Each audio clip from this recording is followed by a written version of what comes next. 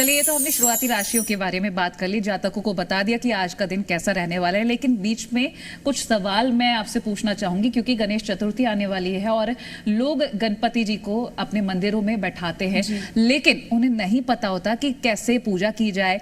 लेकिन और उसके साथ ही एक और सवाल ऐड करना चाहूंगी सबसे पहले कि गणेश चतुर्थी मनाते क्यों हैं? जी, हमारे जो हिंदू धर्म के पहले देव हैं वो गणेश जी माने गए हैं। हर पूजा का जो आरंभ है वो गणेश जी की आराधना से होता है, वरना पूजा कंप्लीट नहीं मानी जाती।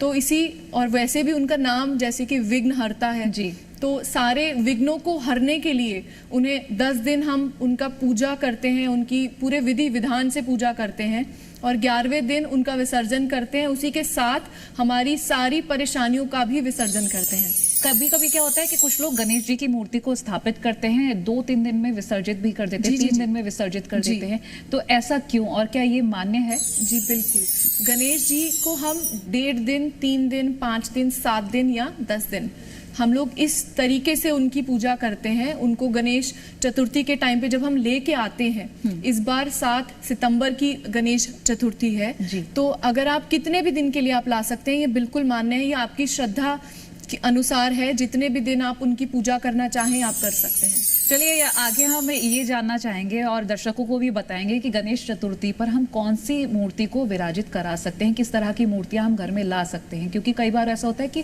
मूर्तियों को भी देखकर लाया जाता है। जी बिल्कुल, जब भी हम गणेश जी की मूर्ति की बात करते हैं तो हम गणेश जी की जो सूंड है, जो गणेश जी की फेस की डायरेक्शन है, हम उसको बहुत ध्यान में देखते हुए लेके आते हैं मूर्ति।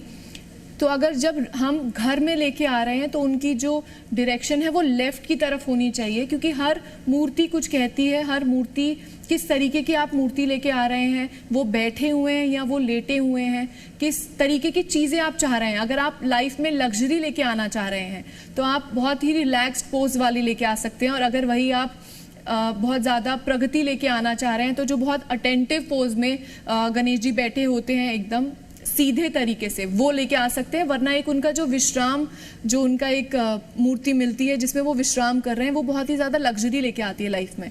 तो आपके ऊपर डिपेंड करता है आप क्या लेके आना चाह रहे हैं। तो जब हम उनके डायरेक्शन की बात कर रहे हैं तो उनकी सूंड लेफ्ट में होनी चाहिए या राइट में होनी चाहिए।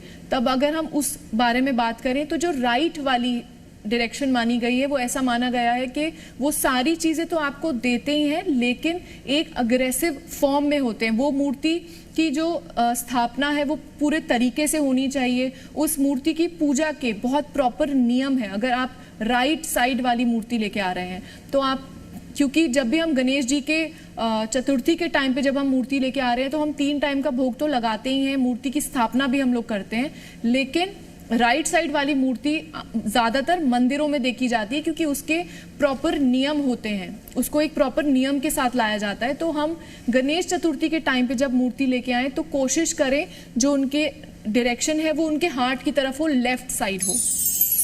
ठीक है, ये तो मूर्तियों के बारे में हमने बात कर ली, लेकिन अब भोग की बात कर लेते हैं क्योंकि कहते हैं मोदक बहुत पसंद है उनको।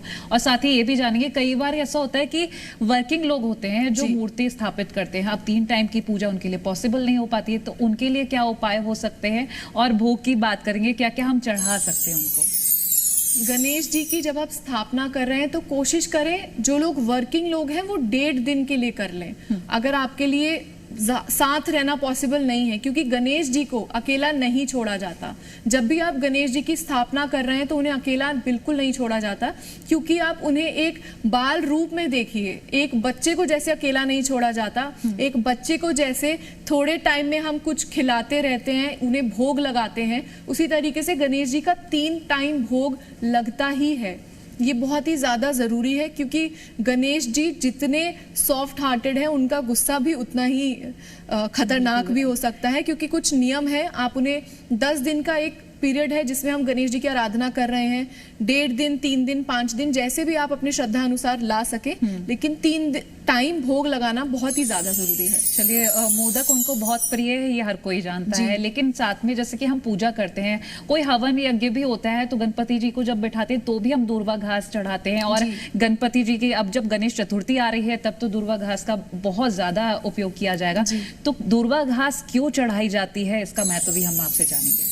जी, तो एक बार इसके पीछे भी एक छोटी सी स्टोरी है, मैं फटाफट से बता देती हूँ। एक बार एक दानव थे जो बहुत ज्यादा ही हमारे जो ऋषि मुनि थे, जो देव थे, भगवान थे, सबको बहुत ज्यादा परेशान कर रहे थे। तो एक देव जा पहुंचे महाशिव शिव शंकर के पास और शिव जी ने बोला कि इसका वध तो सिर्फ गणेश कर सकते हैं। तो जब गणेश जी वहां पहुंचे तो गणेश जी ने उन्हें ग्रहण किया, उन्हें खा लिया। तो उसकी वजह से उनके पेट में बहुत ज़्यादा हीट हो गई, बहुत ज़्यादा गर्म हो गया। तो बहुत तरीके की चीज़ें दी गई उनकी पेट की गर्मी शांत करने के लिए, लेकिन नहीं हो पा रही थी। तो एक ऋषि ने ध्रुव घास की 21 बार भोग उनको लगाया ध्रुव घास का, जिसकी वजह से उनके पेट की गर्मी शांत हुई। तो उसी दिन से गणेश जी को ध्रुव घास बहुत प्रिय है। इसीलिए कहा जाता है कि गणेश जी की जब हम पूजा कर रहे हैं या हम कोई भी पूजा करते हैं, अगर आपके घर में कभी भी कोई हवन होता है, कोई यज्ञ होता है, उसमें ध्रुव घास के बिना आपकी पूजा कंप्लीट नहीं मानी जाती। बिल्कुल। और नॉर्मली भी हम जब पूजा करते हैं, घर में हवन यज्ञ होता है, तब भी ये ध्रुव घास जरूर लाई जाती है। ध्रुव घास बहुत इंपॉर्टेंट है। बिल्कुल। अब अगला सवाल ये रहेगा कि गणेश जी के पीठ के दर्शन क्यों नहीं करने चाहिए? जी, गणेश जी की पीठ में दरिद्रता का वास है। तो अगर हम लोग बहुत बार देखते हैं, लोग अपने एंट्रेंस पे गणेश जी रख देते हैं। तो अगर आपने अपने घर की एंट्रेंस पे गणेश जी रखे हैं तो उनकी जो पीठ है वो आपके घर की तरफ है, तो वो दरिद्रता आपके घर पे छलकेगी। तो इसीलिए गणेश जी की पीठ के दर्शन नहीं करने चाहिए।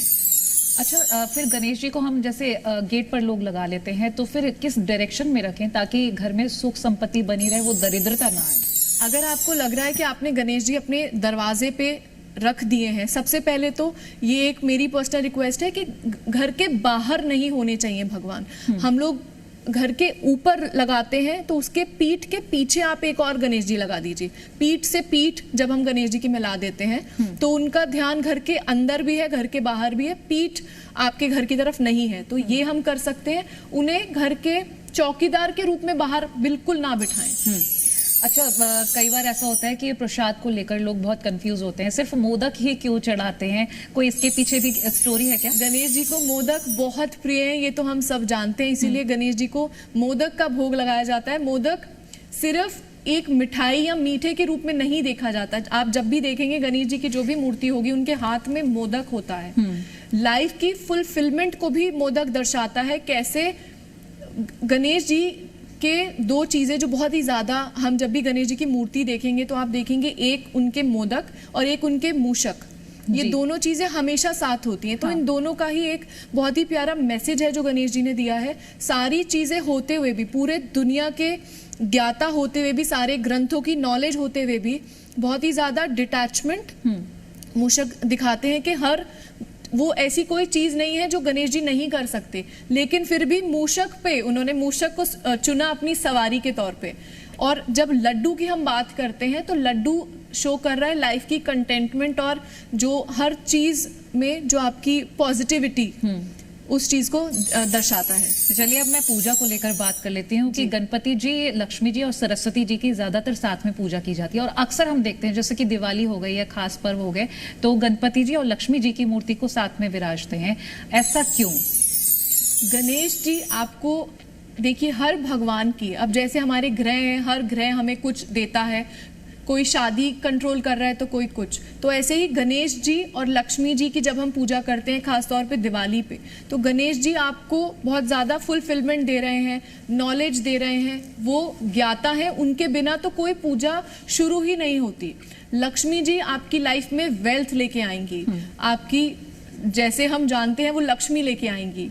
और सरस्वती जी आपको बताएंगी, क्योंकि वो नॉलेज हर तरीके के, उन्हें, जैसे आपने देखा है कि उनके हाथ में वो सितार होता है, तो उन्हें म्यूजिक की देवी भी माना गया है। तो हर चीज की, आपके पास गणेश जी जब आए तो आपको पता चला कि ठीक है, हमारी लाइफ में पॉजिटिविटी, नॉलेज, लक्ष्मी जी आएंगी तो पैसा आएगा, सरस्वती जी आपको बताएंगी कि वो धन को खर्च कहाँ करना है, लाइफ की नॉलेज, हर तरीके की नॉलेज, विद्या की देवी, तो सही विद्या वो आपकी लाइफ में लेके आएंगी। चलिए, ये तो हमने कुछ चीजें जानी जो बहुत महत्वपूर्ण है। गणेश चतुर्थी पर आप पूजा करने जा रहे हैं तो इनका उपयोग कर सकते हैं और सही तरीके से पूजा कर सकते हैं, लेकिन आगे के जातक इंतजार कर रहे हैं कि उनकी राशि क्या कह रही है, वो बताएंगे। जी बिल्कुल। तुला राशि वालों के लिए आज इनकम के नए सोर्स मिलेंगे, समय पर सही फैसले लेंगे आप, जिससे लाभ भी होगा। काम में भागदौड़ ज्यादा करनी पड़ सकती है, इसीलिए सेहत का थोड़ा ध्यान रख के आगे चलें। जिन लोगों का विदेश में बिजनेस है उन लोगों को अच्छी खबर मिल सकती है। दिन को और शुभ बनाने के लिए लक्ष्मी चालीसा का पाठ करें और शिव जी का अभिषेक करें। शुभ अंक रहेगा 9, शुभ रंग सिल्वर। वृश्चिक राशि, आज आपको रुका हुआ धन मिल सकता है। किसी परेशान दोस्त की मदद भी कर सकते हैं। दिन में किसी खास से मुलाकात हो सकती है। वैवाहिक जीवन में जीवन साथी को आज आपको समय देना बहुत ज्यादा जरूरी है। सलाह है कि आज पड़ोसियों से बहस ना करें। दिन को शुभ बनाने के लिए गायत्री चालीसा का पाठ करें। शुभ अंक रहेगा 3, शुभ रंग चिली रेड। धनु राशि, आज सुख सुविधाओं का लाभ लेंगे। पैसों का लेन देन बिल्कुल ना करें। आज कोर्ट कचहरी के मामलों में सफलता मिलेगी। नौकरी में भी कोई गुड न्यूज मिल सकती है। आज श्री सूक्त का पाठ करें, दिन को और लाभ उठा सकते हैं। शुभ अंक रहेगा 8, शुभ रंग पीला। मकर राशि, आज प्रगति का दिन है। नौकरी और व्यापार दोनों में ही मनचाहा परिणाम मिलेगा। कोई सोची हुई योजना आज सफल होगी। शाम को किसी दोस्त से गिफ्ट भी मिल सकता है। स्टूडेंट्स को अगर किसी प्रतियोगिता की तैयारी कर रहे थे तो आज उन्हें सफलता मिलेगी। परिवार में और समाज में आज आपका सम्मान बढ़ेगा। भगवान विष्णु के साथ लक्ष्मी जी की आराधना करें, दिन को और शुभ बना पाएंगे। शुभ अंक रहेगा 6, शुभ रंग मड कलर। कुंभ राशि, कुंभ राशि वाले जातकों को आज खर्चों पर कंट्रोल करना होगा। स्वास्थ्य संबंधी भी थोड़ी समस्या हो सकती है। सेहत के प्रति आज आपको बहुत अलर्ट रहना होगा। संपत्ति खरीदने और बेचने का सोच रहे थे तो आज टाल दें, बाद में परेशानी हो सकती है। बिजनेस में आज आपकी कमाई अच्छी हो सकती है। संतान पक्ष में भी कोई अच्छी खबर सुनने को मिलेगी। जीवन साथी का भी पूरा सहयोग मिलेगा। आज शिव जी का दही से अभिषेक करें। शुभ अंक रहेगा 1, शुभ रंग फिरोजी। मीन राशि, आज आपका मन अध्यात्म में लगेगा। संतान की जिम्मेदारियों में थोड़ी परेशानी आ सकती है। दूर रहने वाले रिश्तेदारों से आज कोई आपको अच्छी खबर सुनने को मिलेगी। पड़ोसियों से भी मदद मिलने का दिन है। ससुराल पक्ष से आज आपको कोई अच्छे लाभ हो सकते हैं। आज के दिन को और शुभ बनाने के लिए शिव जी का जल अभिषेक करें। शुभ अंक रहेगा 3, शुभ रंग गोल्डन। चलिए, ये तो हमने सभी राशियों के बारे में बात कर ली, लेकिन हम गणेश चतुर्थी को लेकर बात कर रहे हैं। तो किस तरह से पूजा कर सकते हैं, गणेश जी का व्रत कैसे रख सकते हैं, क्या क्या सावधानियां बरतनी चाहिए, क्योंकि प्यारे तो बहुत है लेकिन उनका गुस्सा भी खतरनाक है। बिल्कुल। गणेश जी के अगर आप जब गणेश जी को अपने घर में लेके आ रहे हैं और अगर आप उन दिनों में व्रत रखते हैं और व्रत पूरे नियम से रखते हैं तो आपको बहुत ही ज्यादा अच्छे फल मिलते हैं। जो गणेश जी का व्रत होता है उसके बहुत सारे नियम हैं और गणेश जी जितने प्यारे हैं, जैसे अभी आपने कहा, वो गुस्सा भी काफी कर सकते हैं। गणेश जी के व्रत के कुछ नियम हैं, वो हमें बहुत ध्यान से फॉलो करने होते हैं। जो सबसे पहले तो जो आप गणेश जी को उन दिनों में भोग लगा रहे हैं, जो भी फल फ्रूट आप उन्हें भोग लगा रहे हैं, जो भी ड्राई फ्रूट्स आप उन्हें भोग लगा रहे हैं, अपने साधन अनुसार वो ही ग्रहण करें। उनको जो आप चढ़ाएं वो आप ग्रहण करें, ऐसे बहुत अच्छा माना जाता है। गणेश जी के व्रत में आपको बिल्कुल एक तरीके से ब्रह्मचर्य का पालन करना होता है। आप रेड कलर के कपड़े पहने, क्योंकि गणेश जी का फेवरेट कलर रेड है। गणेश जी को रेड कलर बहुत प्रिय है, येलो कलर बहुत प्रिय है, तो उनको फॉलो करते हुए आप चढ़ें। गणेश जी का अगर आपने व्रत रखा हुआ है तो गणेश जी का मंत्र अगर आप मन में पढ़ते रहें तो जब आप व्रत खोलेंगे तो आपको जो भी आप उनसे मांगना चाह रहे हैं, जो भी फल की इच्छा आप कर रहे हैं, क्योंकि जब भी हम व्रत रखते हैं उसके पीछे हमारे रीजंस होते हैं। हमें अगर आपके पास रीजन नहीं भी है तो भी हमें थैंक यू के लिए भी व्रत हम रख सकते हैं। और जो भी आप मांग रहे हैं उनसे जब भी आप व्रत खोलेंगे आप देखेंगे कि आपको बहुत जल्दी वो चीज़ मिल जाती है।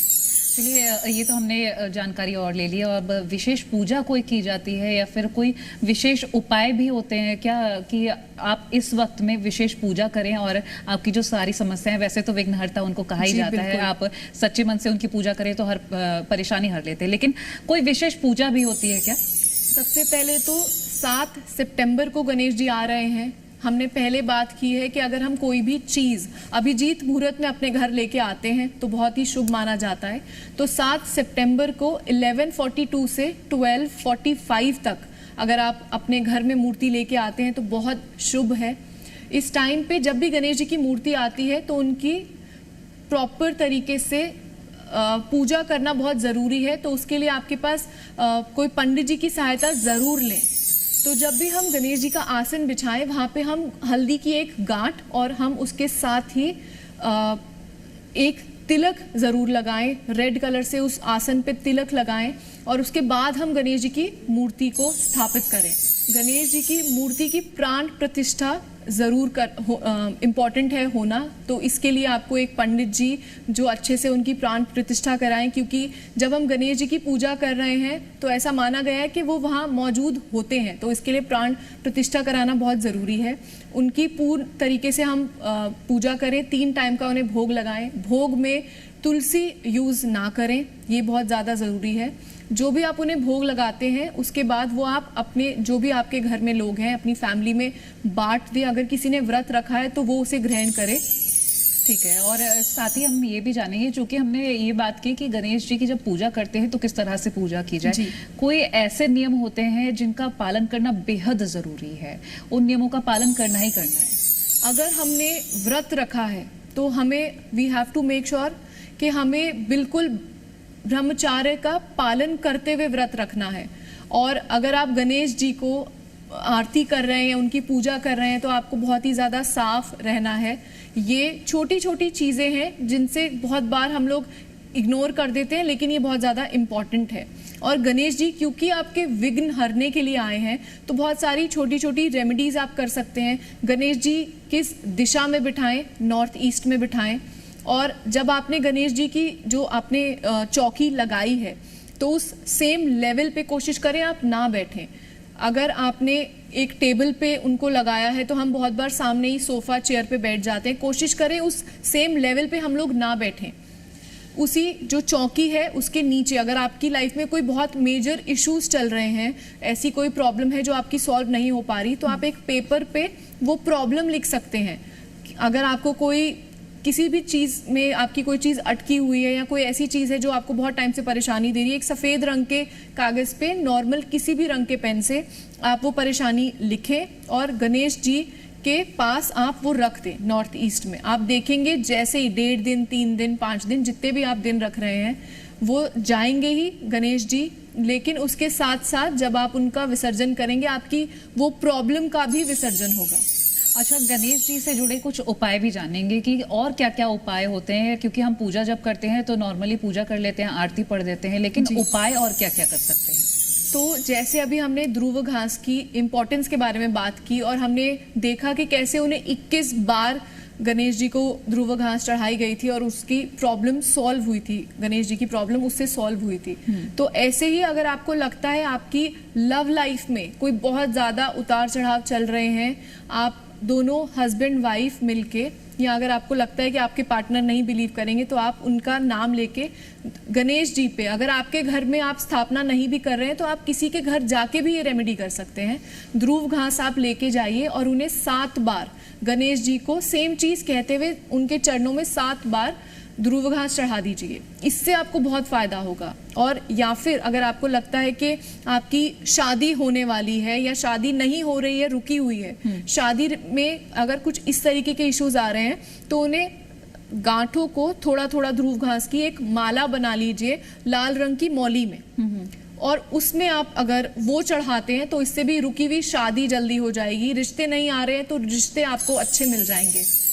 ठीक है। और अगर हम बात करें, क्योंकि स्टूडेंट्स के लिए जी, उनके लिए भी बहुत इंपॉर्टेंट होती है चीज़ें जानना, उनके लिए क्या क्या उपाय हम कर सकते हैं? स्टूडेंट्स अगर पीले रंग को और लाल रंग को मिला के अगर एक स्वस्तिक बनाते हैं और गणेश जी को अर्पित करते हैं, या गणेश जी के सामने जो उनकी पूजा की थाली है उसमें अगर स्वस्तिक बनाते हैं, तो उनको नई अपॉर्चुनिटीज़ भी मिलेंगी। अगर पढ़ाई में ध्यान नहीं लग रहा है, फोकस नहीं लग रहा है, तो वो भी उनको जल्दी क्लैरिटी भी आएगी लाइफ में, इससे फोकस अच्छा हो जाता है। गणेश जी की पूजा के लिए जो हम थाल सजाते हैं उसमें क्या क्या सामग्री होनी चाहिए? गणेश जी की जब हम पूजा का थाल सजाते हैं, क्योंकि आजकल तो हमें हमारे पंडित जी सब गाइड कर देते हैं, अगर आप घर में ही पूजा कर रहे हैं, अपनी उससे कर रहे हैं, तो गणेश जी की जब भी आप पूजा की थाली सजाएं उसमें एक दीपक, धूप, बाती, थोड़े से सिक्के ज़रूर रखें। कोशिश करें अगर एक चांदी का सिक्का रखेंगे जो उस टाइम आप पूजा की थाली में रखें और बाद में आप उसे अपनी जहाँ पे भी आप अपनी ज्वेलरी रखते हैं बाद में वहाँ रख सकते हैं। अगरबत्ती, धूप बत्ती गणेश जी की पूजा में बहुत ज़्यादा इम्पॉर्टेंट है, तो कोशिश करें ये ज़रूर हो। गणेश जी की पूजा की थाली में सुपारी होना बहुत ज़्यादा ज़रूरी है, पान के पत्ते होना बहुत ज़रूरी है, लौंग होना बहुत ज़रूरी है। और इसी के साथ मैं आपको एक और रेमेडी जो मुझे अभी याद आ गई है वो हम कर सकते हैं। अगर आपको लगता है कि आपको किसी भी तरीके से प्रोफेशनल लाइफ में बहुत ज़्यादा नेगेटिविटी मिल रही है, या आपको कोई ऐसे लोग हैं जिनसे आपको बहुत ज़्यादा नज़र लगती है या बहुत ज़्यादा नेगेटिविटी वो आपको देते हैं, तो आप जब पूजा की थाली में ये सारी चीज़ें रखते हैं, पान का पत्ता, सुपारी, लौंग, तो इसी के साथ आप बाद में एक रेमेडी कर सकते हैं। पान के पत्ते में आपने सुपारी रखनी है उस इंसान का नाम लेते हुए जिस इंसान से आपको बहुत ज़्यादा नेगेटिविटी है। ये सिर्फ उस तभी करें जब आपको पता है कि वो इंसान आपको बहुत नेगेटिविटी देता है, और उसको बाद में पूजा होने के बाद जब आपकी पूजा पूरी कंप्लीट हो गई है तो आपने वो उठाना है, उसको फोल्ड करना है और उस पर एक लौंग से उसको दबा देना है और उसे पानी में जल प्रवाह कर दीजिए। आप देखेंगे कि वो इंसान की नेगेटिविटी आपके लिए कम हो जाएगी। चलिए, आखिर में मैं आपसे ये जानना चाहूंगी कि गणेश चतुर्थी पर जब हम विसर्जन करते हैं जी, तो क्या क्या करना चाहिए और किस तरह से विसर्जन करते हैं? जी, सबसे पहले तो हम जब आजकल गणेश जी का विसर्जन करें तो कोशिश करें कि आप उसे अपने घर के अंदर ही करें, क्योंकि जो ये एक भाव था वो ये था कि गणेश जी को शीतल करना था।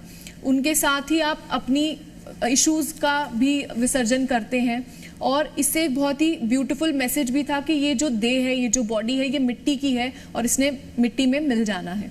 तो इसे आप जब विसर्जन करें तो कोशिश करें आप अपने घर में करें। जैसे आजकल बहुत लोग गमलों में उनका विसर्जन करते हैं, क्योंकि आजकल हम लोग इको फ्रेंडली मूर्तियाँ यूज़ करते हैं, क्योंकि बाद में हम जिस मूर्ति को इतने प्यार से हम पूजा करते हैं वो बाद में इधर उधर टूटी बिखरी हम लोग देखते हैं, जिससे हमें काफ़ी इश्यूज होते हैं। विसर्जन के लिए भी पंडित जी होने बहुत ज़रूरी हैं। हम कभी भी इंसिस्ट नहीं करते किसी भी चीज़ के लिए कि पंडित जी होने बहुत ज़रूरी है, क्योंकि यहाँ पे जब हम गणेश जी की बात करते हैं तो चीज़ें बहुत ही ज़्यादा विधि विधान से होनी चाहिए। उनकी आईज प्रॉपरली कवर्ड होनी चाहिए, जब वो आते हैं तब भी और जब वो जाते हैं तब भी। ये इस तरह से हम विसर्जन कर सकते हैं। इसके साथ कोई भी और भी एहतियात बरतनी चाहिए?